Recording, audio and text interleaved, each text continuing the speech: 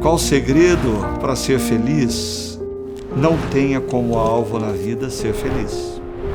Quando você procura a felicidade como um fim, ela se torna aquele balde de ouro no fim do arco-íris. Você vai passar a vida inteira correndo e você nunca vai encontrá-la. Coloque como propósito na sua vida descobrir e exercer a vocação de Deus.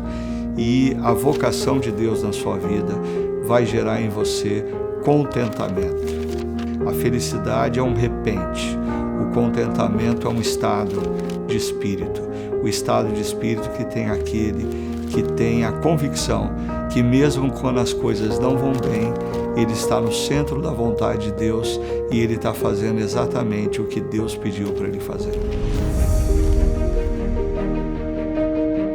A gente só sabia quem Deus queria que a gente alcançasse, como a gente ia alcançar. Resultado numérico, nós nunca planejamos, nós nunca sonhamos. A chácara foi o recomeço da minha vida em família. Nosso casamento nasceu e vive porque um dia a gente encontrou o amor de Deus através da chácara e teve todo esse suporte. Aqui que a gente aprendeu a ser família, aqui que eu aprendi a ser marido, a pai. Eu fiz uma oração dizendo: Senhor, eu estou disposto a entregar a minha vida completamente ao Senhor. Não faz sentido a minha caminhada profissional, dinheiro. Eu quero que o Senhor use a minha vida para fazer diferença na história.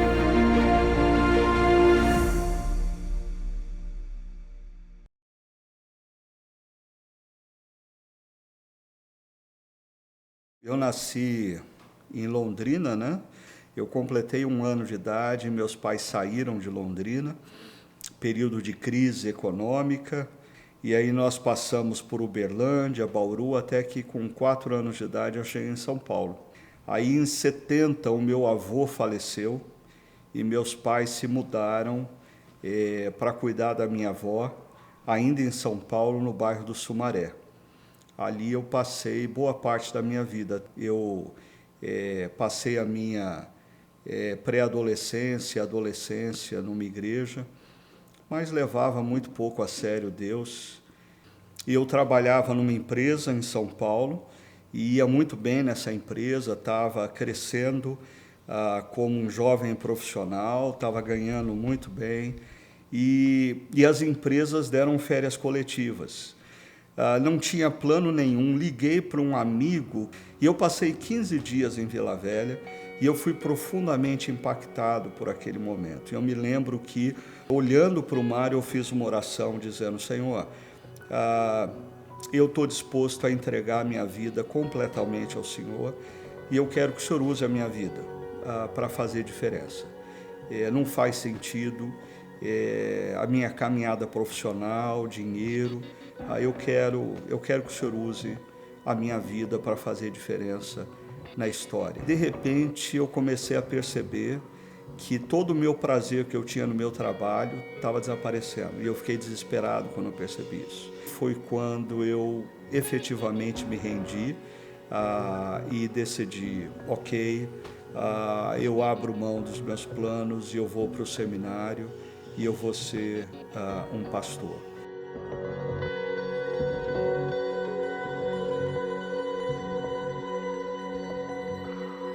Eu me formei no seminário em dezembro de 86, fui ordenado pastor em fevereiro de 87, me casei em fevereiro de 88. Nós passamos 8 anos pastoreando uma igreja na zona oeste de São Paulo, bairro de Pirituba, e em 95 nós decidimos ir para os Estados Unidos, onde eu fiz o meu mestrado. Eu já tinha 8 anos de ministério e o trabalho na igreja de Pirituba tinha sido muito bem sucedido.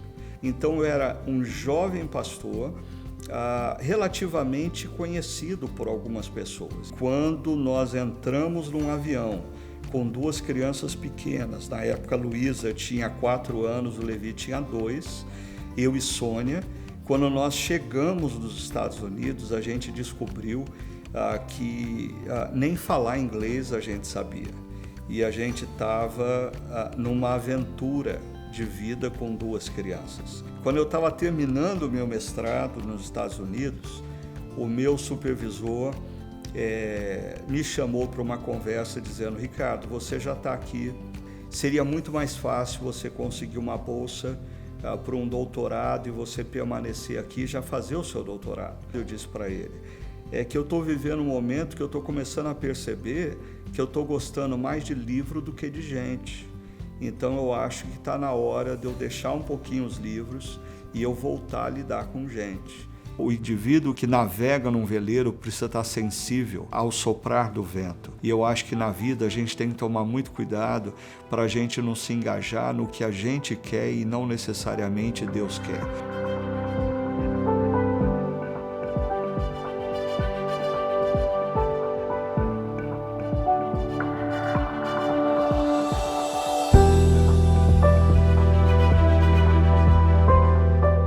Eu vim para Campinas, cidade que eu nunca havia planejado morar, para dar aula no Seminário Presbiteriano do Sul, que foi o lugar que eu me formei, mas aonde eu nunca havia sonhado em trabalhar. Alguns dos nossos móveis tinham ficado com amigos, a gente ainda tinha, alugamos um apartamento ali perto do seminário e recomeçamos a nossa vida em Campinas. No meu primeiro semestre, dando aula no seminário de Campinas, aconteceu algo que ensinou para mim que Deus age de maneira extraordinária através de momentos ordinários. Eu me apresentei para o Ricardo no corredor do seminário e convidei se ele não queria vir conhecer essa área da cidade, porque eu já tinha percebido por ele ali entre nós a diferença que ele já tinha feito entre os alunos e os professores. Eu estava aqui um dia olhando tudo isso daqui e fiquei pensando, por que Deus colocou a gente aqui quando a gente não podia? E Ele foi indo adiante e abrindo as possibilidades que não estavam nem no nosso alcance. Me veio muito forte uma palavra do Senhor mesmo, eu consigo discernir hoje que Deus me deu tudo isso aqui e que a gente deveria usar isso para a glória de Deus. Então, me veio a ideia de começar estudo bíblico aqui em casa. Ela queria que eu estudasse a Bíblia com a família dela e alguns amigos. Porque não tinha nenhuma igreja de jeito nenhum. E então, ele topou uma vez por semana, toda quinta-feira, a começar estudo bíblico aqui em casa. Aceitei o convite, mas esperando a oportunidade de dizer para ela, olha, eu não tenho condição. A maneira de você abordar a mensagem para certas pessoas era diferente de onde ele estava acostumado em outro lugar, né? O pastor Ricardo, ele ensinava, ele colocava fatos históricos, ele acrescentava informação que não tinha na Bíblia e isso dava mais sentido, dava mais contexto. E eu achei que isso fazia muita diferença para o entendimento da palavra. E sempre quando eu pensava, bom, hoje, depois do estudo, eu vou conversar com ela e eu vou dizer para ela, olha, eu não tenho condição de fazer isso. No começo era meio assim, meio desanimador, porque nós éramos um grupo pequenininho, daí Deus foi aumentando. Eu chamava ele de cara, olha, a gente escuta um cara às quintas-feiras que faz muita diferença na nossa vida. Você não gostaria de ir lá? E as pessoas, aonde é? É no Gramado, assim, e cativava, sabe? Mas sempre quando eu pensava assim, na ida para o estudo, acontecia alguma coisa no estudo, de alguém que estava nos visitando, demonstrar interesse pelo Evangelho. Isso aconteceu numa fase da minha vida em que eu tinha lá meus 22 anos, mais ou menos, e a gente namorava. Estava passando por uma fase muito difícil da minha vida. Quando eu cheguei lá, eu me senti muito acolhida, muito bem recebida, assim, e acho que eu encontrei o que eu estava precisando. Eu achei que aquilo estava fazendo muito sentido, valeu a pena e comecei a convidar, né, ele para estar comigo e a minha família também, minha mãe, minha sogra. E quando isso começou a fazer sentido, eu falei, tem alguma coisa acontecendo aqui dentro. O meu marido pegou o gosto por reformar a casa, para ir adaptando para um monte de gente que veio.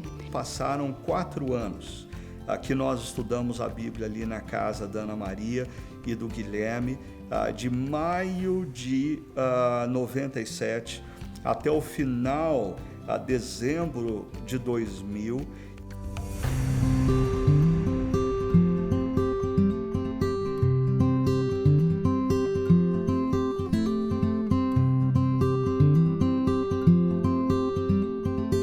Quando foi vindo mais gente, a gente foi ajeitando, comprando mais cadeiras, comprando o que precisava, compramos o projetor. E de repente a gente se deparou com uma situação na qual, naquela casa, nós tínhamos mais de 100 pessoas em dezembro de 2000, crianças, adolescentes, adultos.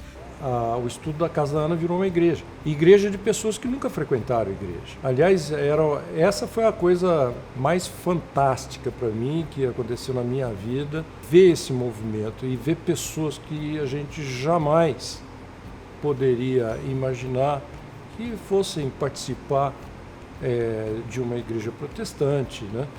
E elas começaram a vir sem constrangimento, gostar e ficar, e o número explodiu.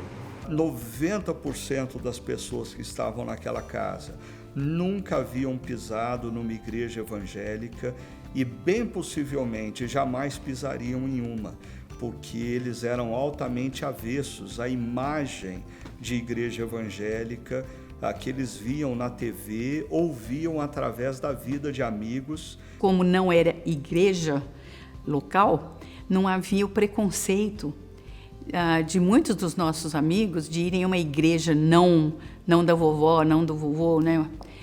Mudando de... Ele sempre usava a mesma expressão: eu não vim aqui para mudar de religião.